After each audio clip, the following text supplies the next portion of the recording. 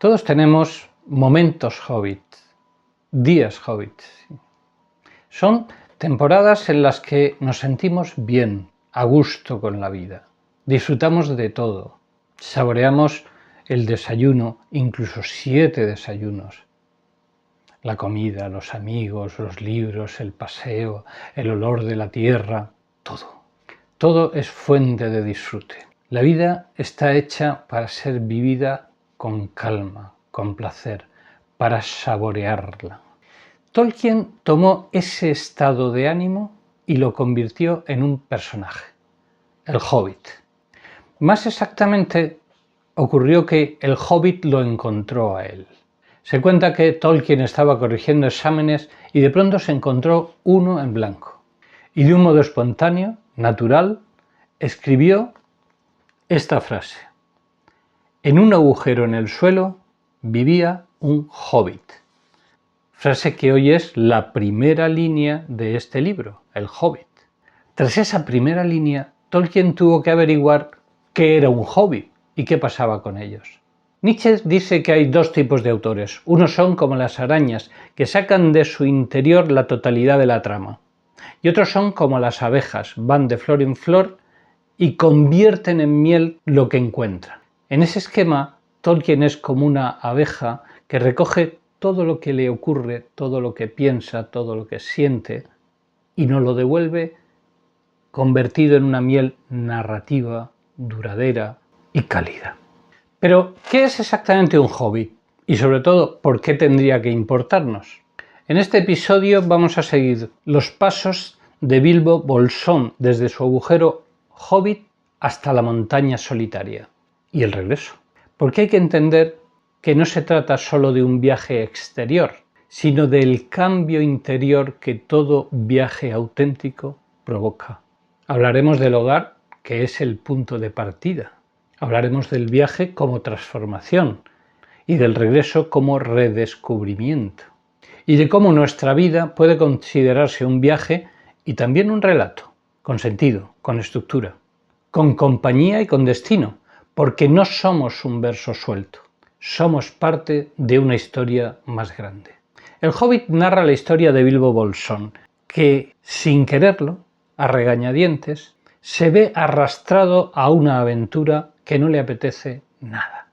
Gandalf, el mago, el poder espiritual, lo selecciona, lo elige, lo llama para acompañar a un grupo de enanos liderado por Thorin Escudo de Roble para una misión peligrosa: recuperar el tesoro robado por un dragón y restaurar un reino.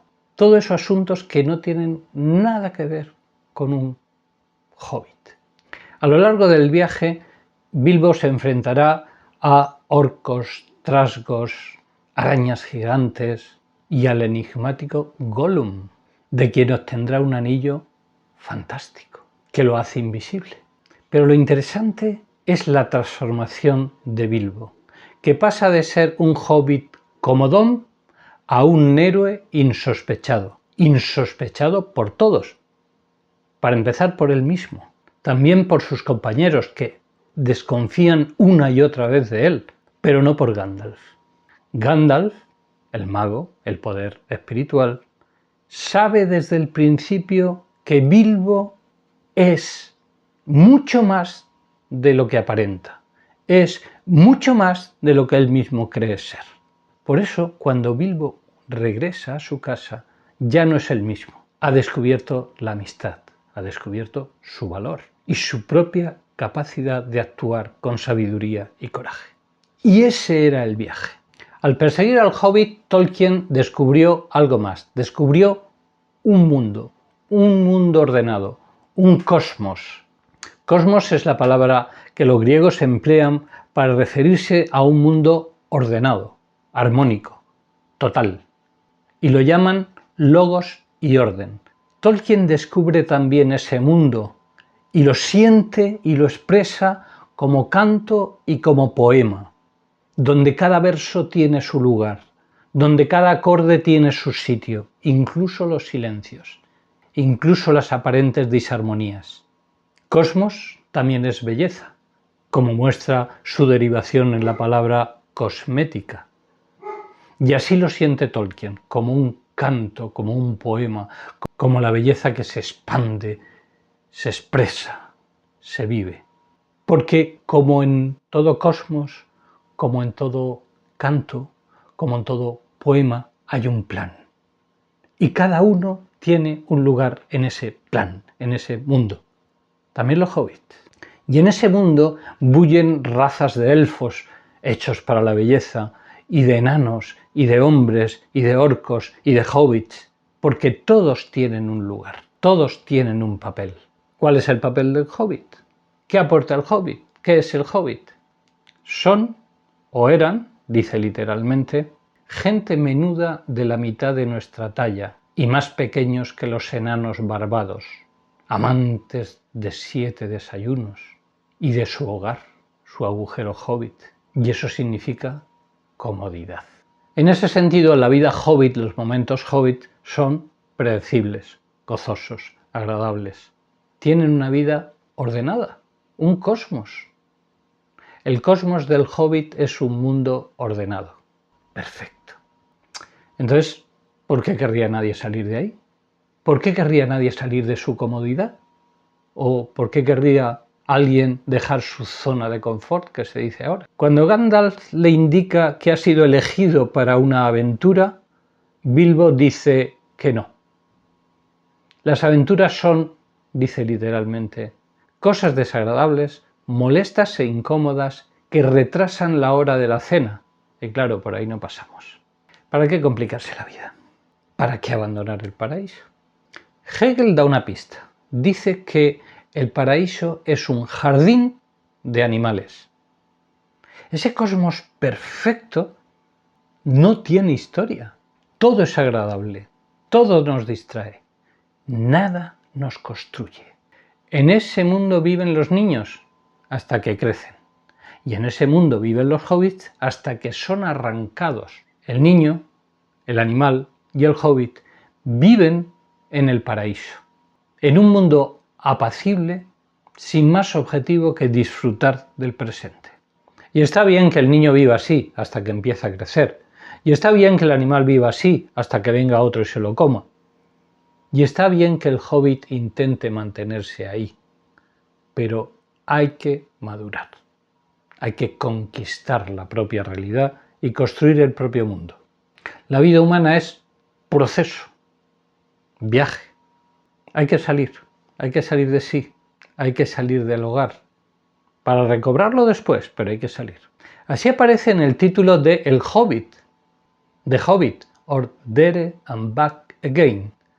El Hobbit, o un viajecito de ida y vuelta, una excursioncita.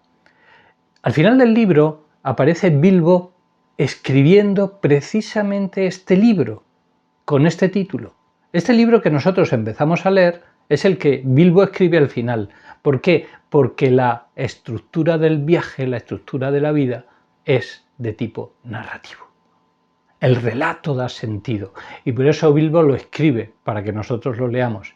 Y por eso en El Señor de los Anillos se lo entregará a Bilbo, para que la historia continúe. El relato de su vida, el relato de nuestra vida, tiene sentido, pero no es un sentido cerrado, sino en el contexto de el verso de un poema, el acorde de una canción, el capítulo de un libro. Queda claro en cualquier caso que la vida es un viaje, y los viajes son cosa seria, aunque quien viaje sea un hobbit como nosotros. Y los viajes tienen una estructura literaria y real que conviene recordar. Primero, salida del hogar, el punto de partida. ¿Qué es lo que abandonamos? La seguridad, la tranquilidad, la comodidad, la zona de confort que se llama hoy. En ese viaje no somos los únicos que intervenimos.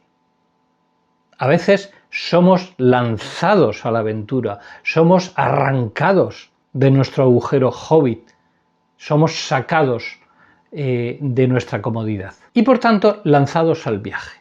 Ese camino nos transforma, porque ahí nos encontramos con dificultades, los trasgos, los orcos, un dragón, con ayudas, facilidades, las águilas, Rivendell.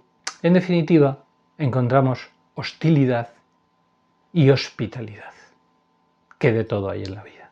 El camino nos transforma El viaje nos transforma, la vida nos transforma porque revela lo que somos y no lo sabíamos. No sabíamos que éramos capaces de levantarnos hasta que caímos. No sabíamos cómo íbamos a reaccionar ante el peligro, ante el miedo, ante la ayuda, ante la presión, ante la amistad o el chantaje. No sabíamos que éramos cobardes o valientes. No lo sabíamos. No sabíamos nada de eso hasta que el camino nos colocó ahí y nos transformó, nos hizo degradarnos como Gollum o alcanzar nuestra grandeza. Y nos hizo así volver a casa, volver al hogar transformados. Pero esto no es necesario. Gollum no vuelve. Si no vamos por el sendero correcto, podemos perdernos. La vida es seria. Hay un plan, hay un orden. El plan era volver. Pero Gollum se perdió. En ese plan se cuenta con la libertad. Se cuenta con cómo respondemos a la invitación recibida. Hay que entender y hay que subrayar que El Hobbit no es una historia de superación individualista, de descubrimiento de las propias posibilidades. Eso sería una lectura moderna y equivocada. En Tolkien nunca nadie camina solo. Para empezar, Bilbo no emprende el viaje por propia iniciativa, es invitado, es llamado.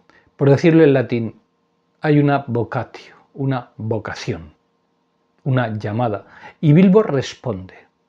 Pero la llamada es anterior, como los dones, las cualidades son anteriores. Y nosotros jugamos con las cartas que nos han tocado en la vida.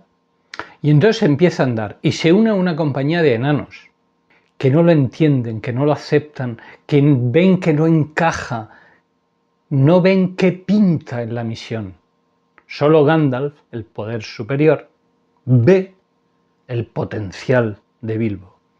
Y al final, Thorin, escudo de roble, tiene que aceptar que sin Bilbo no habría tenido éxito en la misión.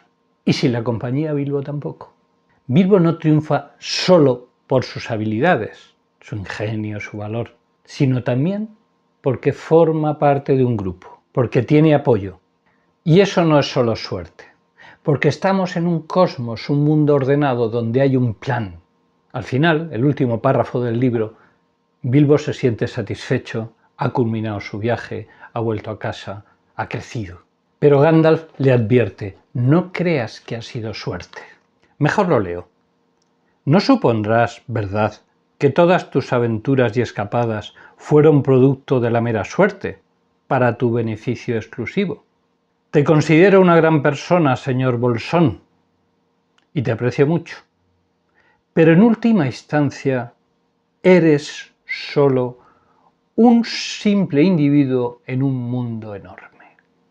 Al final, El Hobbit no es solo una historia de dragones y tesoros, de hobbits y enanos, de hombres y elfos.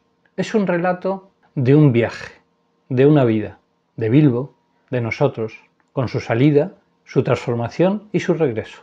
Es la historia de alguien que deja atrás la comodidad, no porque quiera, sino porque la vida lo llama por ahí.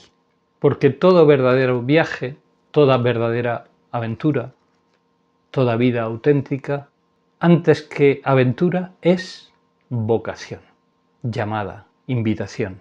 Y nuestra vida tiene forma de relato, con sentido, con estructura, con destino. No somos versos sueltos en un mundo caótico. Somos parte de un poema mayor, en el que cada uno tiene su lugar, su tarea, una forma asequible, con ayuda, de cumplir su misión. Gracias por pasar por aquí. Si te gusta el enfoque de Tinta y Caos, acompáñanos en el camino con otras lecturas, otras ideas, otros libros.